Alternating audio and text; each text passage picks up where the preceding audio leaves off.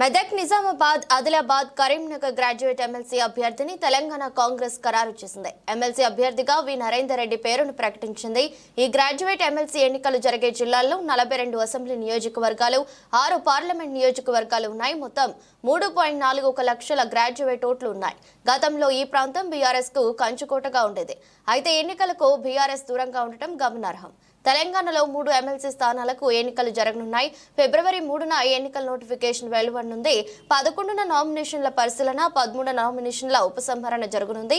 ఫిబ్రవరి 27న polling జరుగుతుంది. మార్చి 3న ఫలితాలు వెలువడనున్నాయి.